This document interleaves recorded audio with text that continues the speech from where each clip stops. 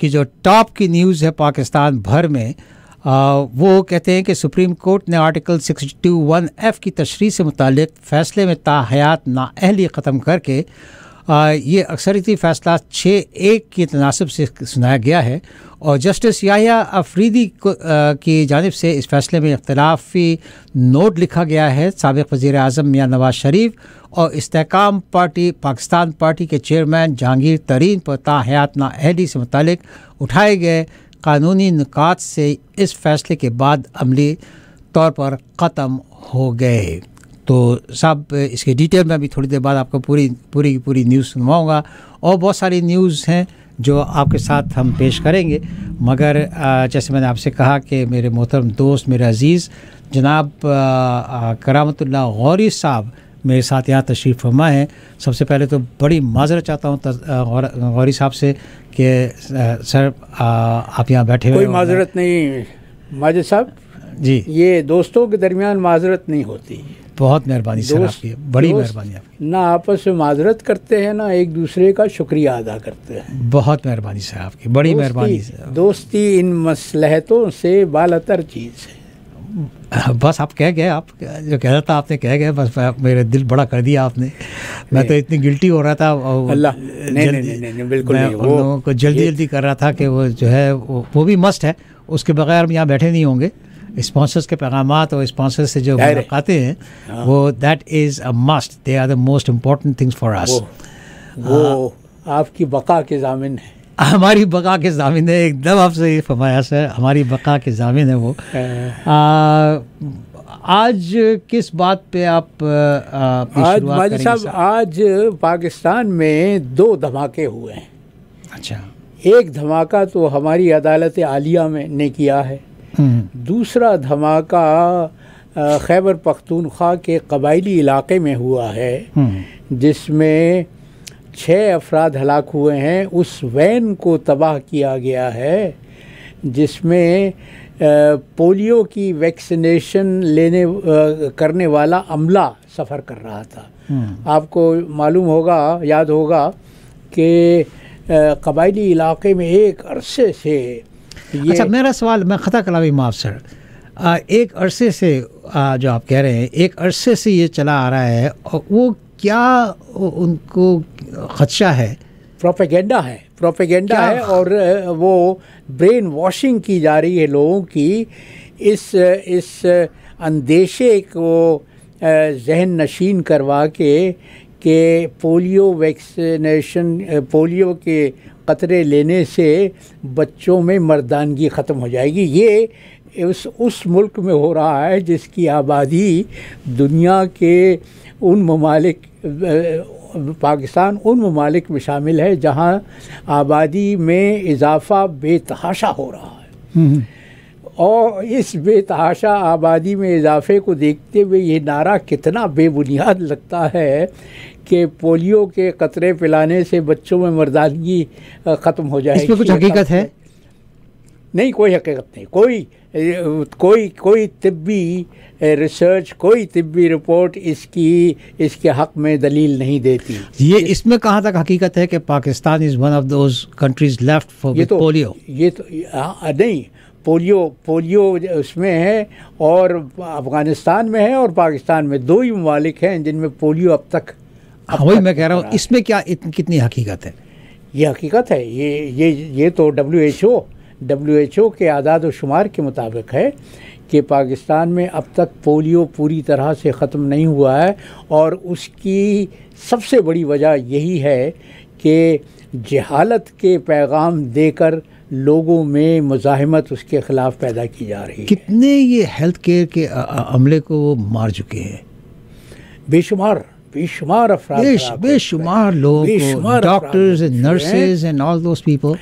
लेकिन देखिए वो पाकिस्तान में तो जो एक तरफ तो तहज़ीब का ज़वाल है, दूसरी तरफ सियासी खलफशार है, तीसरी तरफ माशी बहरान है और चौथी तरफ ये जहालत की तुग़यानी है जो पूरे माशरे को अपनी रौ में बहाती चली जा रही है।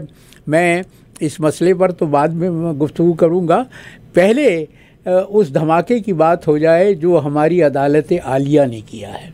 देखिए, जब फ़ाइज़ ईसा साहब को चीफ़ जस्टिस मुकर्रर किया जा रहा था और वो अदालत आलिया के इस मनसब पर फाइज हो रहे थे, तो सोशल मीडिया में बहुत ज़ोर शोर से ये तबसरे हो रहे थे कि फ़ाइज़ ईसा को एक मकसद के लिए ये ओहदा तफ़वीज़ किया जा रहा है, और वो मकसद ये है कि नवाज़ शरीफ और हमारे जो मुमलिकत की ताकत का सरचश्मा हैं, जो उसका मंबा हैं, जो इख्तियार कुल्ली रखते हैं, उनके दरमियान एक मुआहदा हो चुका है जिसके तहत मियाँ साहब को वापस पाकिस्तान ले जाया जाएगा।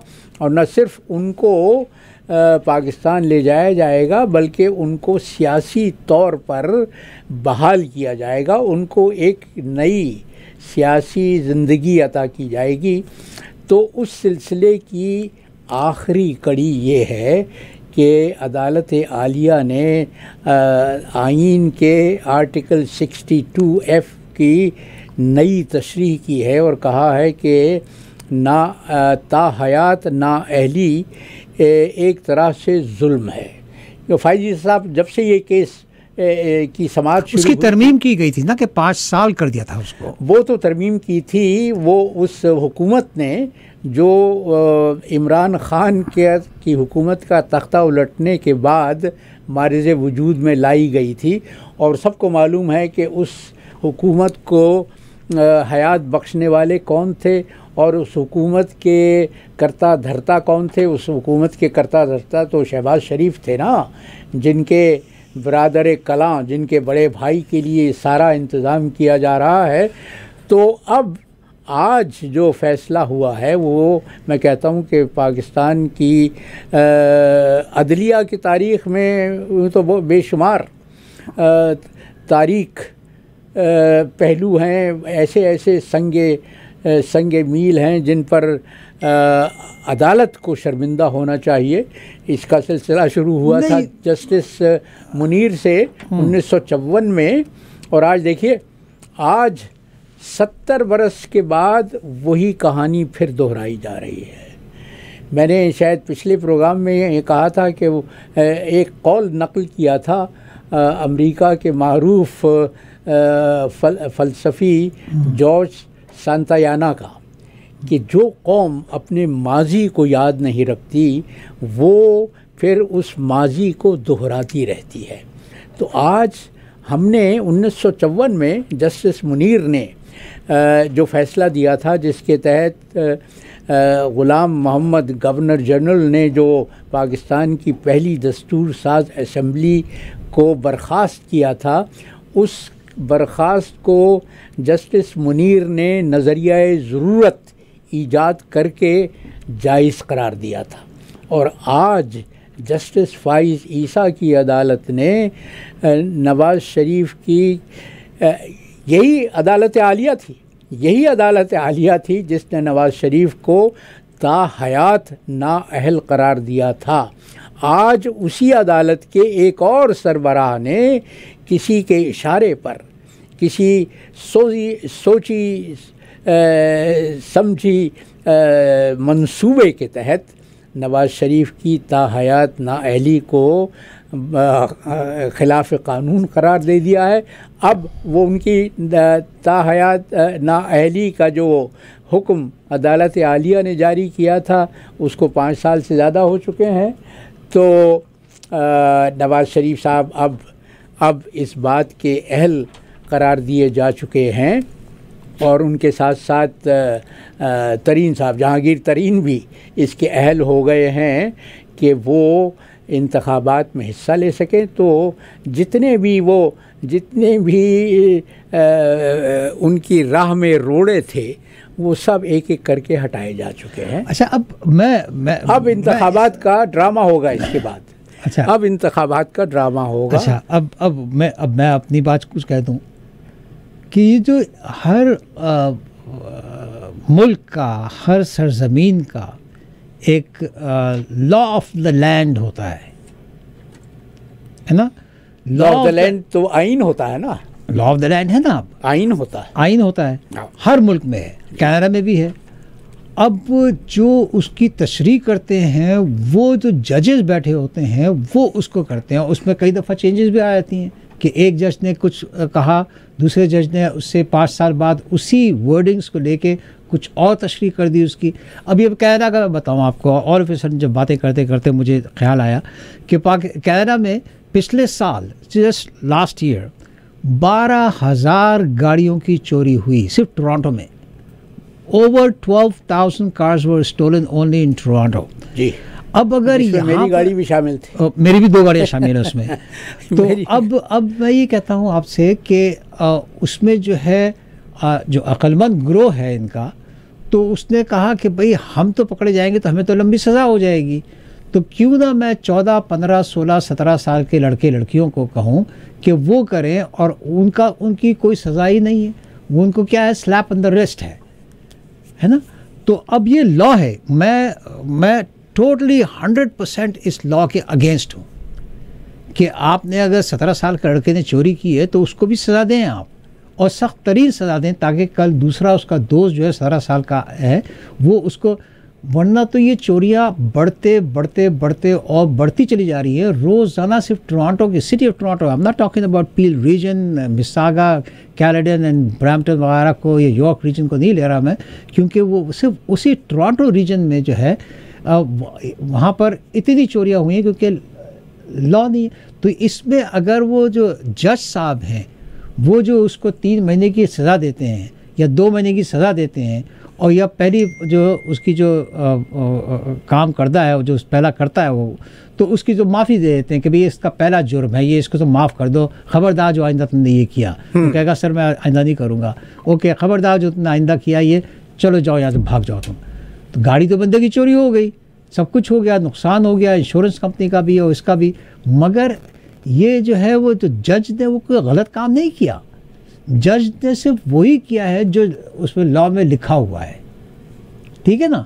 तो अब अगर ये यहाँ की जो लार्जर बेंचेस हैं और बेंच है और वो दूसरी बेंचेस हैं उसमें 6-6, 7-7, 9-9 तक के जजेस हैं, अगर वो मिल के कोई चीज़ की तशरीह कर रहे हैं तो क्या हमें चाहिए कि हम उस लॉ की वो को बुरा भला कहें या वो जज को बुरा भला कहें? देखिए, मुल्क का आइन मुल्क का सबसे बड़ा कानून होता है। एग्रीड 100%। उसकी तशरीह करने का जो आखिरी इदारा है जी वो सुप्रीम कोर्ट है। जी, दुनिया भर में सुप्रीम कोर्ट है। सुप्रीम कोर्ट का की एक बेंच ने जिसमें 5 अरकान थे, उन्होंने आज से 6-7 बरस पहले वो फैसला सुनाया था जिसमें नवाज शरीफ को हयात नाअहल करार दिया था। आज उसी सुप्रीम कोर्ट के एक 7 रुकनी बेंच ने, जिसमें 6 जजेस ने इस फैसले के हक़ में फ़ैसला दिया और एक ने उससे इख्तिलाफ किया, जस्टिस याह्या आफरीदी ने। तो अब तो वो उस वक्त तक के लिए जब सुप्रीम कोर्ट की कोई और बेंच इसी फ़ैसले को कलअदम करार ना दे दे, अब ये आपके मुल्क का कानून रहेगा, पाकिस्तान का ये कानून रहेगा। और इसीलिए तो देखिए, वो मैंने पिछले प्रोग्राम में मौलाना रूम का एक कौल नक़ल किया था। उनसे किसी ने सवाल किया था कि किसी माशरे की मौत कब होती है। उन्होंने कहा था जब उसमें हक़ और बातिल के तमीज़ मिट जाए। ठीक।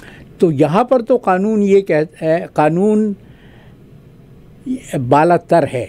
यहाँ अफराद कानून के साए में काम करते हैं। आप अपनी ज़िंदगी गुजारते हैं कानून के दायरे में रहकर। पाकिस्तान वो मुल्क है जहाँ कानून अफराद से कमतर है।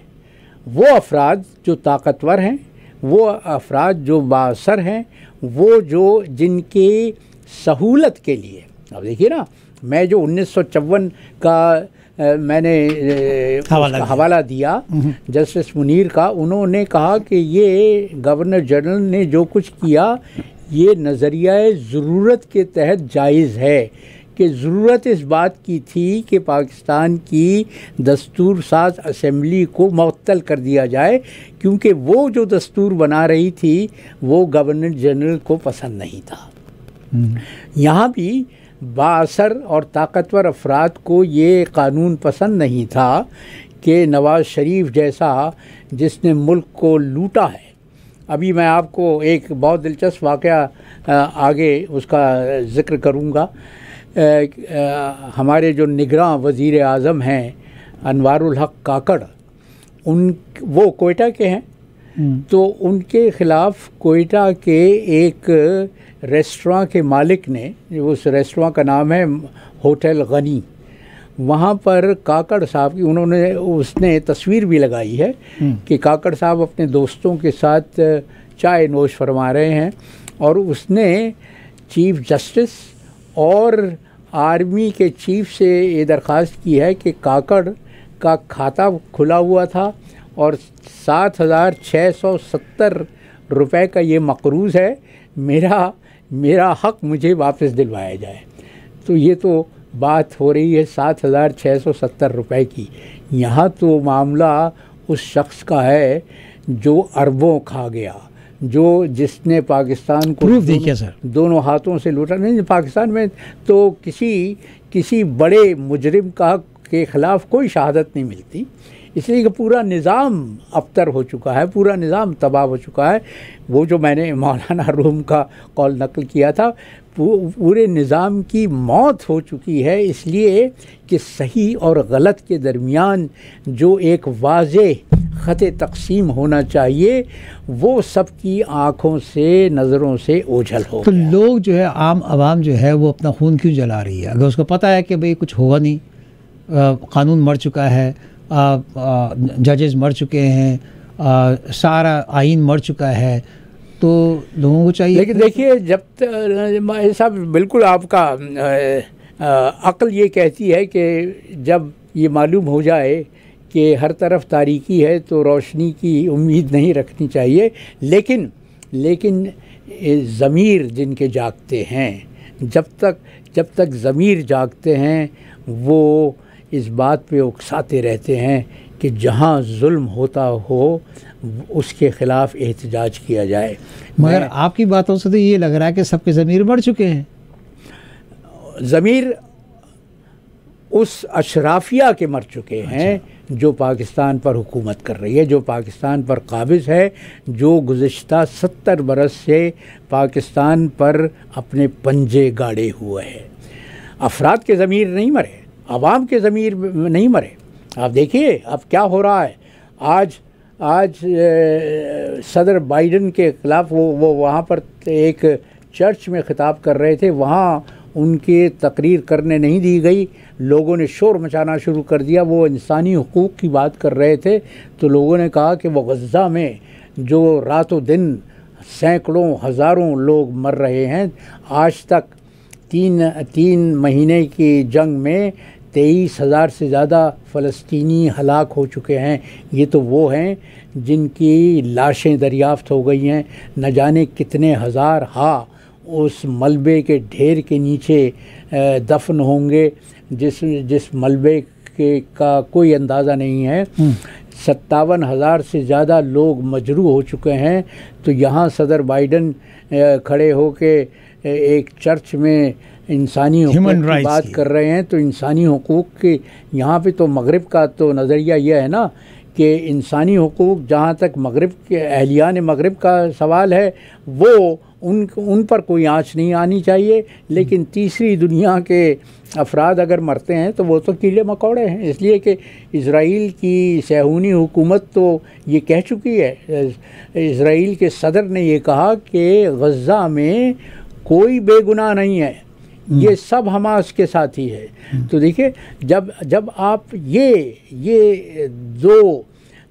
दोगलापन इख्तियार कर लें, जब आप इस मुनाफ़क़त पर उतर आएँ कि आप गलत को सही और सही को गलत साबित करना चाहें, तो माशरे में इंतशार होता है। कल आपकी बात से मैं ये बताऊं कि जैसे आपने प्रेसिडेंट बाइडन की बात की है ना, उसी तरह कल हमारी जो यहाँ की मेयर हैं ओलिविया चाओ, वो भी एक तकरीर करना चाह रही थी।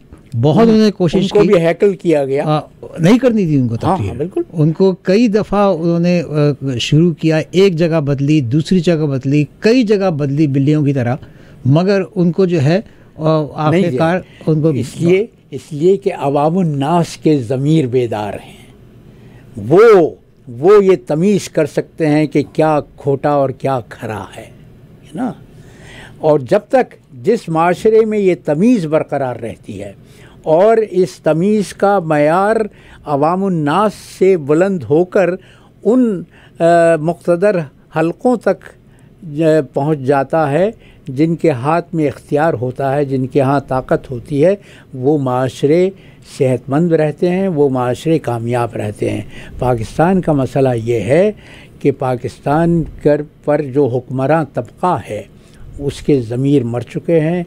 वो ये समझता है कि ये मुल्क उसकी जागीर है और उस जागीर को वो जिस तरह से चाहे इस्तेमाल करे।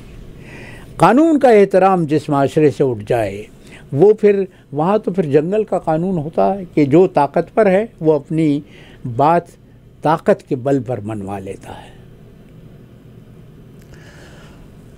मुझे पूरी उम्मीद है सर, इंशाअल्लाह ताला पाकिस्तान के नहीं जाता। और अब तो दुआ तक बात पहुँच चुकी है ना कि अब सिर्फ दुआ पर आस है, वरना जो करने वाला भी वही है असर हैं सर, करने वाला भी वही है उनके। हाँ, वो करने वाला तो है, इसीलिए।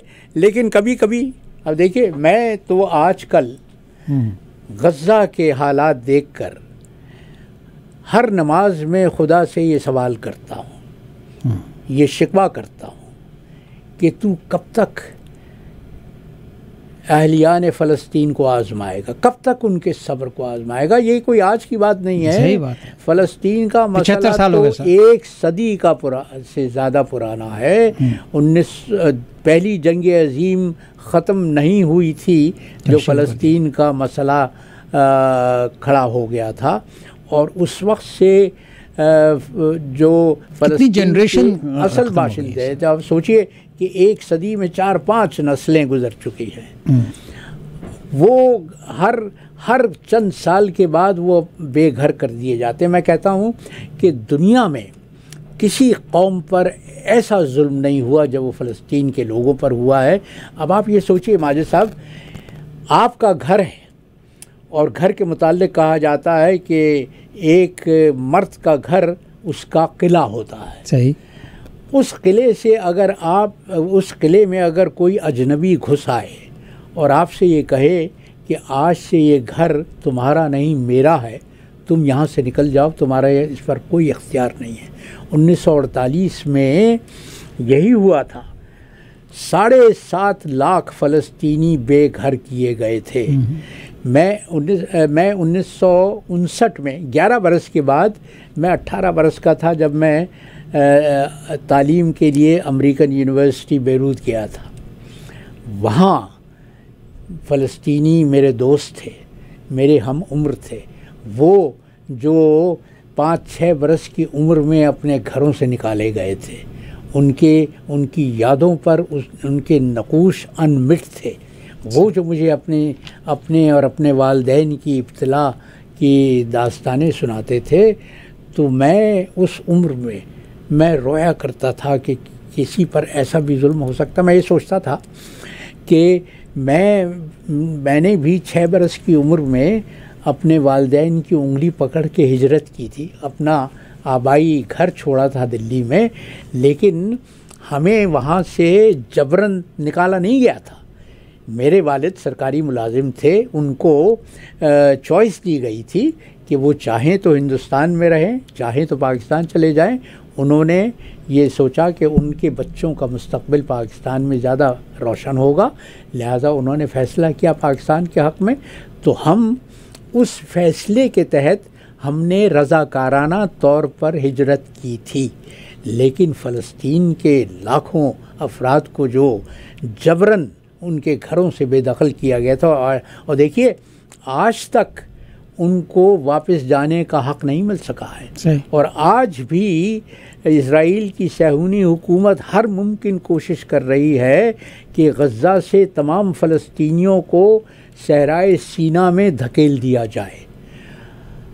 वो मिस्र से ये चाहते हैं, उर्दून से ये चाहते हैं कि वो इन फ़लस्तीनियों को अपने मुल्कों में बसा लें, लेकिन उन ममालिक की हुकूमतें इसके लिए आमादा नहीं हैं, इसलिए कि इज़राइल की तारीख़ उनके सामने है। वो ये जानते हैं कि एक बार अगर फ़लस्तीनी उस सरज़मीन को छोड़कर निकल आए तो फिर दोबारा वापस नहीं जा सकेंगे। ये है जुल्म और अदल के दरमियान ख़त तक़सीम। कहते हैं ना साहब, लेकिन पाकिस्तान में जुल्म ये है कि वो अदालतें, वो इदारे जो लोगों को इंसाफ देने के लिए कायम किए गए हैं, हमारे वजूद में लाए गए हैं, वही अदल को कत्ल कर रहे हैं। वो कहते ना कि उम्मीद पे दुनिया कायम है, नाउमीदी कुफ्र है। नाउमीदी कुफ्र है, लेकिन इंसान के दिल में शिकवा होता है ज़रूर। तो आज मैंने जी कथा भी सुन लीजिए जो मैंने कहा है इसी मौजू पर कि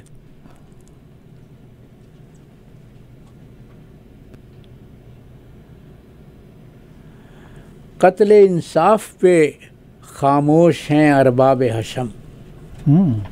कत्ल इंसाफ पे खामोश हैं अरबाब हशम, फ़ैसले उनकी रज़ा से ही यूं होते हैं रकम। फ़ैसले उनकी रज़ा से ही यूं होते हैं रकम। चंद अफराद हों आबाद ये मंशा उनकी, चंद अफराद हों आबाद ये मंशा उनकी। कौम बर्बाद रहे उस पे रहे सब व सितम। कौम बर्बाद रहे उस पे रहे सब व सितम। तो कौम के मुताल्लिक़ कोई नहीं सोचता, सिर्फ़ फ़िक्र है तो उन अफराद की जो कौम को बर्बाद करते रहे हैं। उस पर मुझे याद आ गया माजिद साहब कि मैं उसका ज़िक्र भी करता चलूँ कि मेरी बारे शनासाई जिसके सरे वर्क पर मैंने ये लिखा है कि ये तस्करे हैं, ये यादें हैं, ये खाके हैं उन लोगों के जिन्होंने पाकिस्तान की तारीख़ बनाई और बिगाड़ी। उसके 4 एडिशन ख़त्म हो चुके थे, अब 5वां एडिशन इंशाअल्लाह इस महीने के आखिर तक आ जाएगा। और वो इजाफ़ा शुदा एडिशन है, इसलिए कि पिछली किताब में मैंने इमरान ख़ान का खाका नहीं लिखा था, अब मैंने इमरान का खाका भी लिखा है उसमें, और एक और मज़मून उसमें शामिल किया है कि मुझे ये नए इजाफ़ा शुदा एडिशन को लाने की तहरीक किस वजह से हुई, इसलिए कि जो पाकिस्तान में हो रहा है, देखिए वही तारीख़ दोहराई जा रही है जो 1971 में मशरक़ी पाकिस्तान में रूनुमा हुई थी और जिसके नतीजे में आधा मुल्क हमने गंवा दिया था। अब भी अरबाब इख्तियार को होश नहीं आता कि ये जो बचा कुचा मुल्क है पाकिस्तान का, इसमें अगर इसी तरह की वो साजिशें की गईं, उसी तरह की हरकतें की गईं, उसी तरह बदआमालियों को कानून का लिबादा पहनाने की कोशिश की गई, जिनके नतीजे में आधा मुल्क हमसे कट गया था, तो इस बकिया पाकिस्तान का क्या होगा। बेइंतहा शुक्रिया सर आपका। वक्त की कमी है और हमें रैप अप करना है, और सुबुई जी आके बैठ गई यहाँ पर। इनका भी एक आज बिग बॉस की जगह इन्होंने ले ली है, और इनकी भी एक रिपोर्ट है जो रिपोर्ट इन्होंने सुनानी है हमको।